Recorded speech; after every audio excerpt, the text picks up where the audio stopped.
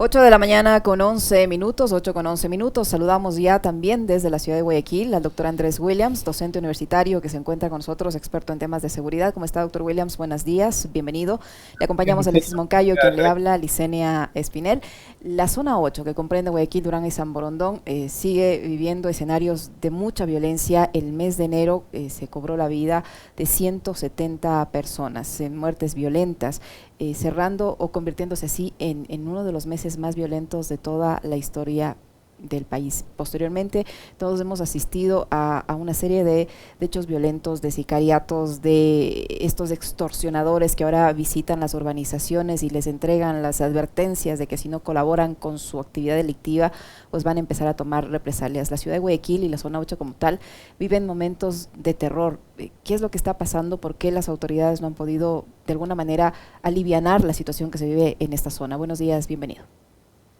Gracias, Licenia, gracias por la pregunta y la oportunidad de ir reconstruyendo un fenómeno que lo hemos venido anunciando anteriormente y que pueda profundizarse alrededor del fenómeno de la violencia o de las violencias que acarrean las muertes violentas, que no son solamente las cifras, sino lo que subyace a lo que vemos, que son las cifras que reducen el problema de alguna manera en su profundidad.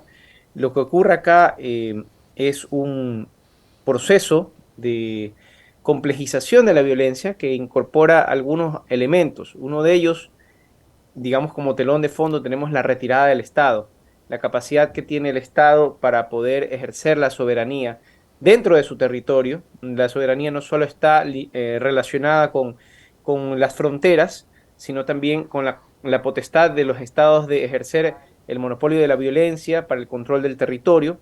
En el momento en que existe un neoliberalismo extremo como el que estamos viviendo con el gobierno de Guillermo Lasso, que se implementó desde Moreno, tenemos una retirada del Estado. A esta retirada del Estado corresponde decir que la soberanía también deja de ejercerse por parte del Estado, pero entendiendo la soberanía como esta capacidad de dejar morir y dejar vivir, eh, alguien tiene que ejercer la violencia, en este caso alrededor del territorio. En este caso son grupos delictivos, mafias, que se han instalado por la condición geográfica y geopolítica del puerto de Guayaquil.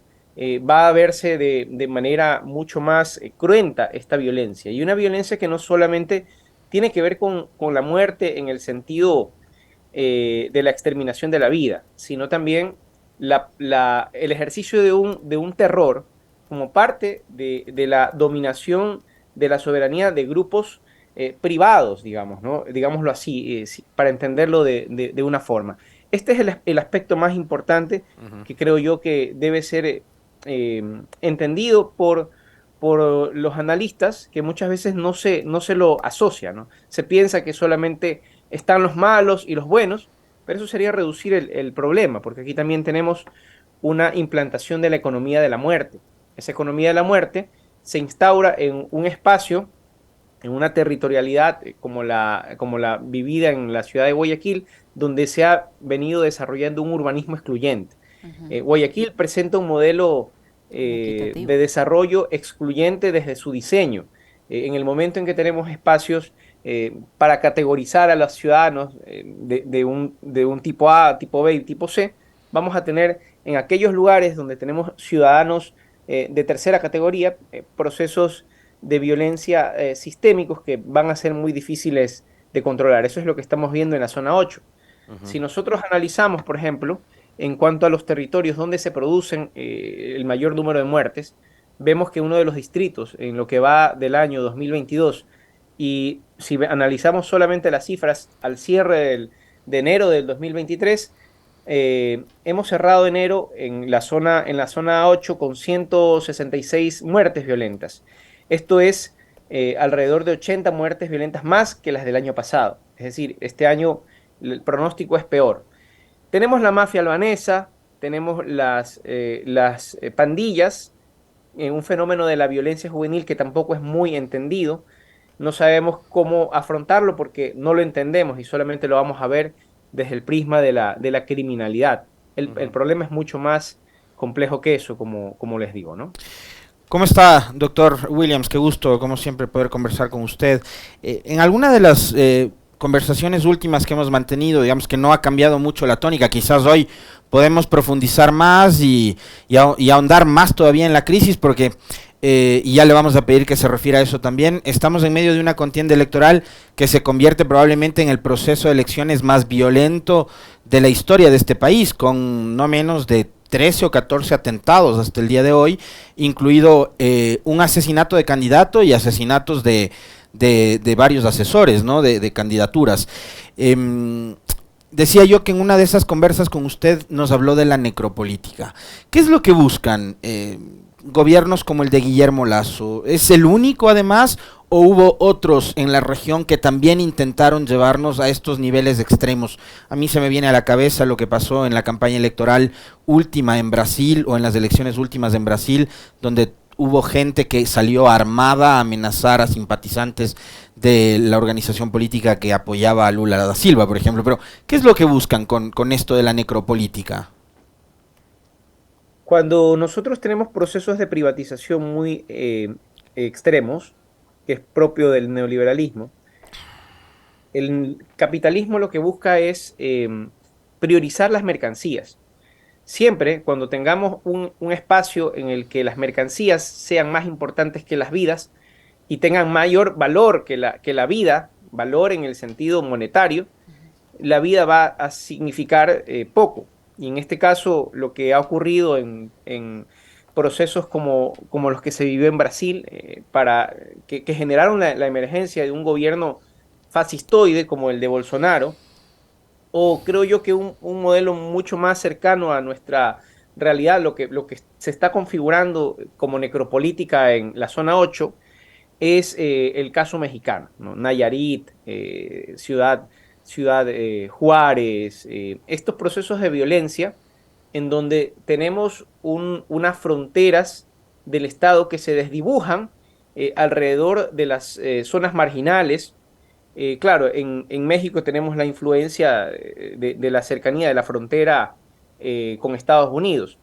Acá se ha dado un proceso muy similar en el sentido de que las fronteras para estas mafias que conectan con el tráfico de drogas en Europa, Guayaquil es un puerto muy atractivo por la salida de mercancías, de droga principalmente, hacia destinos europeos.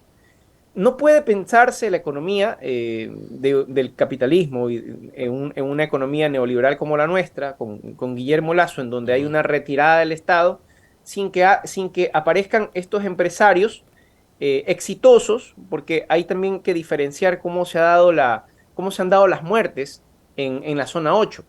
En la zona 8, recordemos, ¿no? Comprende Guayaquil, Durán y San Borondón.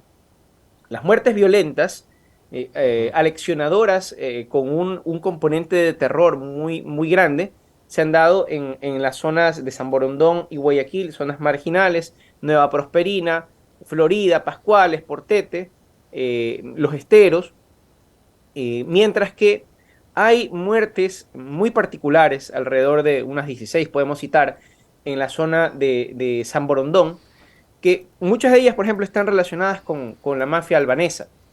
Muertes de extranjeros en lugares públicos, ¿no? Hay algunos códigos ahí que pueden interpretarse como tal, y claro, en ese tipo de violencias va a ser muy poco lo que se escarbe alrededor de los medios y muy poco lo que se diga, porque este tipo de violencias se producen en aquella esfera de lo que podemos decir la gente decente, la gente bien. en sectores, como decimos vulgarmente, aniñada, donde seguramente se cruzan con nosotros, están en los moles, es decir, son parte de una esfera empresarial.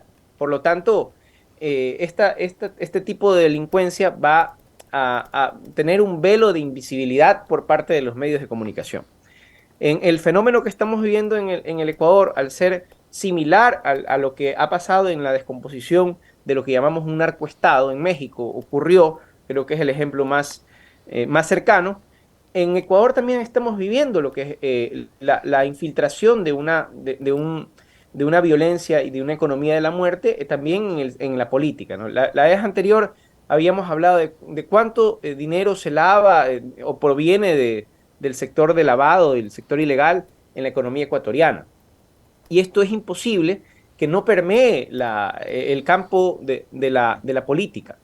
La política, recordemos, en México de finales de los 90, principios de los 2000, de qué manera el narco, en el marco de un proceso neoliberal del NAFTA, ¿no? Recordemos el TLC entre México, Estados Unidos y Canadá, fue el proceso mucho más cruento en donde la narcopolítica se veía venir por parte del Estado. Es decir, ahora nosotros hablamos de narcopolítica y lo queremos utilizar como una herramienta en contra de los adversarios políticos, como lo quiere hacer Guillermo Lasso. Pero la narcopolítica está en su gobierno. Está claramente visibles todos los tentáculos de la narcopolítica en lo que ha denunciado La Posta, por ejemplo, en el caso del Gran Hermano. Ahí están los tentáculos.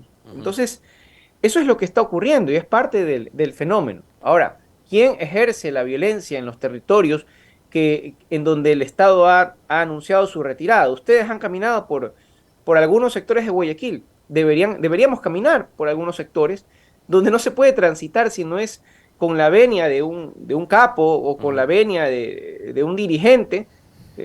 Ustedes saben cómo funcionan las elecciones seccionales, ¿no? El territorio es muy importante para las seccionales. Entonces, en algunos casos tenemos candidatos o candidaturas que están vinculadas de alguna manera o que, si bien no están vinculadas, para poder hacer un trabajo de territorio necesitan pedirle permiso al dirigente barrial. O sea, esto no importa la tienda política de la que estemos hablando, ¿no? Necesita tener ese acceso. Ahora, hay unos que han cruzado un poco más esa frontera y ahí es cuando la política, digamos, inclusive las campañas, pueden verse, digamos, permeadas por una economía criminal, ¿no? Esto es algo que también suele darse se pudo ver en Medellín de los 90s. Así es. Y es lamentable, ¿no? Me parece que ahí deberíamos nosotros poner la atención al Código de la Democracia, reforzar los temas de financiamiento de los partidos, las campañas políticas. Doctor, pero en esta campaña, digamos, al gobierno, el gobierno lo que ha hecho es construir este relato de que hay la narcopolítica, ¿no? Y ya lo viene haciendo desde hace rato, porque en junio, por ejemplo, del 2022, el gobierno dijo que las protestas fueron financiadas por el narcotráfico. Entonces, ahora que estamos en época de campaña, dice los partidos son financiados por el narcotráfico.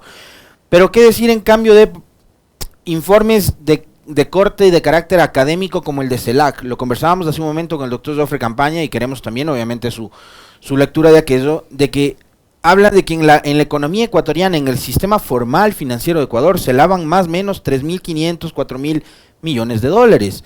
¿Qué pasa en esos casos? Digo, ¿no le podrá terminar esto rebotando al gobierno? Usted mencionaba el caso del Gran Padrino, el caso Encuentro.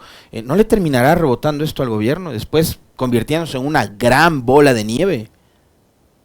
Ya le reventó y creo que una de las claves para poder interpretar esta campaña, mejor dicho, esta contienda electoral, es justamente el caso, el Gran Padrino, ¿no? El caso Encuentro. Sobre todo porque, además de que se lava, ¿no? Es claro que el sistema financiero aquí es cómplice de lo que está ocurriendo y de la verdadera narcopolítica, ¿no? A veces uno, como decimos, proyecta lo que esconde, ¿no? Entonces el gobierno de Guillermo Lasso lo que está haciendo es endilgarle a los otros aquello de lo que su propio gobierno adolece. Y esto es muy evidente, ¿no? El ladrón que le dice ¡ay, cojan al ladrón!, ¿no? Entonces, aquí este tipo llegó a un nivel de cinismo tal, pues que en la última locución en la que se refería a los asesinos de la honra, no queda nada más que en vergüenza, en ridículo. Es una cuestión en la que ya no se puede plantear ni siquiera como un relato, es algo que llega a ser una tragicomedia, una caricatura de gobierno, ¿no? Entonces, esto prácticamente es la clave para poder entender lo que va a pasar con la consulta popular. Es la gente no se come el cuento del sí, ¿no? Y ni que con la extradición se va a poder solucionar los problemas del país, ¿no? Eso está clarísimo y la gente va a rechazar justamente esa política que se ha venido dando y es el rechazo que se avisora en función de la política que se ha implementado con el gobierno de Lasso, ¿no? La inseguridad aquí campea y sin embargo la policía sigue diciendo que tiene avances. Principalmente en la zona 8 se dice, no, se ha avanzado, hay que tener paciencia, ¿no? Nos dicen el comandante, nos dicen los ministros. Sin embargo, la paciencia se está agotando. Vemos como en la zona 8 tenemos 166 muertes solo en enero. Y ahora en febrero ya se inició también con una de estas matanzas espantosas, cruentas en una urbanización, Castilla, pues que decimos que estaba ocurriendo, ¿no? Es justamente esta frontera que se está rompiendo y esto le está reventando en la cara al gobierno y creo yo que va a ser una de las claves con las que tengamos que leer el escenario electoral, principalmente de la consulta, pero también del Consejo de Participación Ciudadana. Aquí el desmantelamiento del Estado, que empezó con el Trujillato, eh, con el nombramiento de autoridades de control, jueces, judicatura, inclusive aquello que no le competía, ¿no? Porque era inconstitucional. Es lo que estamos viviendo, porque parte de este engranaje de la inseguridad es lo que ocurre con el sistema judicial, un sistema judicial permisivo y proclive por las autoridades de control, como se desmanteló, proclive a la delincuencia, ¿no? Favorable a la delincuencia. Y esto, digamos, por más esfuerzo que se haga, va a ser un esfuerzo infructuoso si el sistema sigue colapsado, ¿no? Y quieren aplicar una medida de desmantelamiento aún peor con los anexos de las preguntas que se refieren al Consejo de Participación Ciudadana, ¿no? Esto es lo que se avisora, es la necropolítica. Si lo podemos ver nosotros, no podemos entenderlo solamente con la política de regresión estatal, sino también con cómo se ha configurado en los municipios la exclusión. Creo yo que el modelo excluyente de Guayaquil es un ejemplo de ello, ¿no? Las tugurizaciones que se vivieron en la época de Asad Bucaram, pues ahora se convierten en aquellos espacios grandes que terminan siendo una especie de apartheid, porque también hay un componente racista en esto, hay un componente de racialización muy fuerte alrededor de estos sectores, donde solamente se puede plantear el tema como el combate a los enemigos o como el enfrentamiento de las bandas por el control del territorio, pero no se lo puede pensar en relación a las violencias juveniles, ¿no? Eso no está dentro del parámetro de análisis del gobierno y tampoco en los analistas. También se lo ve o por el lado de la criminalidad o por el lado del penalismo, pero debería profundizarse un poco más en la perspectiva del análisis de lo que está ocurriendo, ¿no? Doctor Williams, yo tengo dos inquietudes. Usted mencionaba hace un momento que el mes de febrero comenzó con esa matanza registrada en Durán. Y en esa matanza registrada en Durán, dentro de su urbanización privada además, están, digamos que envueltos o vinculados o no sé, elementos de la Policía Nacional, en servicio activo y en servicio pasivo. Además con antecedentes penales, tengo entendido, una de las víctimas mortales tenía algunas irregularidades, con patrimonios que sobrepasan su capacidad. Entre otras, con una fiesta que antecedió con policías vestidos con uniformes, armados, etcétera, etcétera. ¿Qué evidencia eso por un lado? Y por el otro, ¿cómo contribuye a este estado de violencia y de inseguridad en la zona 8 el hecho de las promesas incumplidas por parte del gobierno? Y le pregunto esto porque cuando empezaron a ocurrir estos hechos de violencia sin precedentes, el presidente de la República ofreció otorgar a la Policía Nacional $1.200 millones adicionales para que combatan estos hechos. Y esos recursos no han terminado de llegar, han llegado a cuentagotas. Se ofreció 1.100 policías más solo para la ciudad de Guayaquil, no han llegado, sino cerca del 50%, porque no tienen dónde ubicarlos. Murió la policía Songor, se ofreció allí reforzar las UPCs y lo único que han hecho es colocar sacos de cemento en los exteriores de las UPCs. Ahora se hablan de cuarteles intermedios, pero en lo concreto no hay ni siquiera patrulleros. ¿Hasta qué punto contribuye esta lentitud con la que reacciona el gobierno y esta falta de cumplimiento en lo que el gobierno se compromete a hacer? Es claro que su plan no es la eficiencia y que su ineficiencia, digamos, es parte de su concepción en relación al Estado. no pueden pedirle a alguien que no cree en lo público, que no cree en el Estado, que cumpla con la función para la cual el Estado está llamado. En este caso, solamente pensemos en la ejecución presupuestaria, en lo que corresponde a seguridad, una de las más ineficientes en tantos años, como no se ha visto, ¿no? Una ejecución que llegó apenas a la escuálida cifra del 40% al final del año. Es decir, tenemos un presupuesto del 60% que no se ejecutó para lo que está llamada la institución policial y el Ministerio del Interior. En este caso no vamos a creer, sería absurdo pensar que realmente va a cumplir con aquello. Aquí lo que va a haber es mayor nivel de contracción del Estado, mayor nivel de contracción del Estado, y por lo tanto la policía va a seguir en la indefensión. Por esta razón, en el momento en que no existe una inyección de recursos, una ejecución eficiente de los recursos, la policía, ¿qué es lo que ocurre normalmente? Es que tiene una doble inyección de recursos. Si no le inyecta el Estado, le inyecta el narco, le inyecta la economía criminal.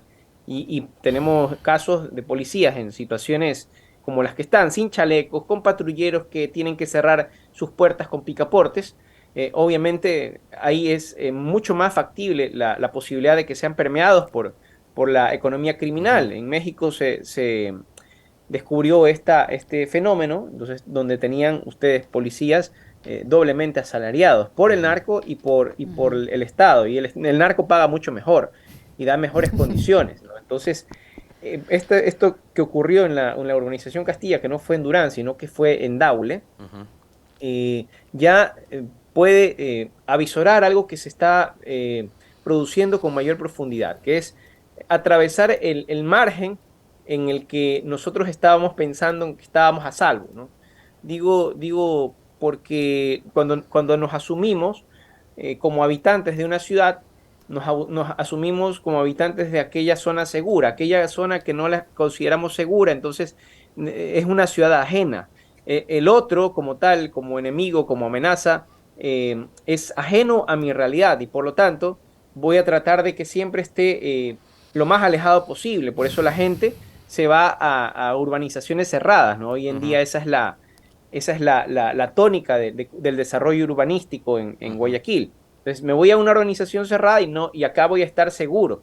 Pero cuando resulta que una matanza ocurre en el centro de una urbanización cerrada, ¿no? En Castilla, ahí pues algo está ocurriendo, algo ya se salió de control. No va a ser un hecho aislado, ¿eh? Lo que va a ocurrir en vista de la configuración estatal, en el que la soberanía, este ejercicio de la violencia propio del Estado, va a ser parte de otras fuerzas que están articulados con el Estado. No puede entenderse este fenómeno con el divorcio del narco o de los grupos criminales, de las bandas delictivas, con el Estado. Es decir, aquí hay un entramado. Hay un entramado muy claro que está dado por la economía de la muerte, como lo hemos analizado anteriormente, y este entramado va a configurar lo que llamamos el gobierno privado indirecto. O sea, hay un gobierno privado indirecto, hay quien toma las decisiones sobre el territorio. Hay quien se ha tomado los territorios, y por lo tanto, ese no va a ser Guillermo Lasso. Va a haber un gobierno privado indirecto que van a ser aquellos poderes que cada vez van a estar más entrelazados con el poder y con la política, y por lo tanto van a terminar condicionando al Estado. Así que esto es el inicio de un proceso de descomposición, de complejización de la criminalidad, que va a tener, digamos, ramificaciones mucho peores. Estamos en el inicio. Cada vez va a ser mayor y las cifras de muertes van a seguir aumentando. Doctor Williams, para terminar, se nos va acabando el tiempo, pero sí quería aprovechar para conversar con usted sobre las propuestas, ¿no? La seguridad ha sido materia también del debate en esta campaña electoral, y, digamos, en mi particular punto de vista, lo que ha demostrado es no solo el desconocimiento de quienes han sido candidatos con respecto de las competencias que tienen los GAF, tanto provinciales como municipales, con respecto de la seguridad, Pero también pone de manifiesto eso, la demagogia, no populismo, sino la demagogia y la mentira. A través de las propuestas, ofrecimientos y etcétera, ¿no? Que cámaras, vamos a tener la ciudad con más cámaras de seguridad del mundo, que vamos a tener patrulla de carreteras, etcétera. ¿Qué lectura le da a usted a aquello, no? La demagogia en tema de seguridad en esta campaña seccional. He visto muchas propuestas que se han construido alrededor del eje de seguridad en algunos candidatos. En lo que se refiere a Guayaquil, me parece que hay algunas propuestas serias, sobre todo en relación a las competencias. ¿Cómo no mencionar el caso de lo que había planteado en cuanto a no lavarse las manos el candidato Aquiles Álvarez? Hay algunos ejercicios interesantes en el territorio que se han dado por parte de otros candidatos también en Guayaquil. Pero esa agenda está ausente en el caso del Partido Social Cristiano. Está ausente porque de alguna manera ellos deben hacerse cargo de que este modelo se haya configurado al final en espacios en los que no pueden manejar el territorio, me refiero, ¿no? En el caso de sectores pues pauperizados, sectores excluidos que ni siquiera tienen agua potable, ¿no? Para mí es crucial, sobre todo, que se plantee el tema de la competencia en relación a los GATS y la seguridad. La hay, la salida la plantearon algunos juristas, Pedro Granja, Javier Flores, habían planteado algunas cuestiones ahí interesantes. Pero de ahí es ausente. Se ha planteado en términos del populismo penal. Aquí se lo ha planteado en términos demagógicos, sí, en función de que las agendas de seguridad, yo he recorrido el país, también trabajo con candidatos, he recorrido el país y hemos visto que la agenda de seguridad ha sido la más demandante en cuanto al electorado, pero ha sido la que menos comprensión ha tenido. Porque claro, aquí tenemos soluciones que no son soluciones a corto plazo y que tienen que tomarse medidas que son mucho más vinculadas con la evidencia científica, que muchas veces no vende en términos electorales. Entonces, en la lógica electoral necesitas conseguir votos, y esa vía que es por el lado de la educación, por el lado del combate a la desigualdad, que es un caso eminentemente político. La desigualdad no es un tema solamente económico, es un tema eminentemente político. No va a ser muy atractivo, ¿no? Entonces, siempre va por la vía de la represión, de la mano dura. Aquí tenemos además mucha evidencia alrededor de los grandes latinobarómetros y los think tanks de América Latina que lo asocian con el éxito, con el rendimiento, por ejemplo, de lo que hace Bukele en El Salvador. Así Entonces, es. muchos candidatos te dicen cuestiones como: quiero reunirme con Bukele, vámonos a ver cómo funciona el modelo de Bukele, ¿no? O quiero que planteemos la estrategia de Bukele, a lo Bukele. Y ahí tenemos candidatos que se ponen la gorra.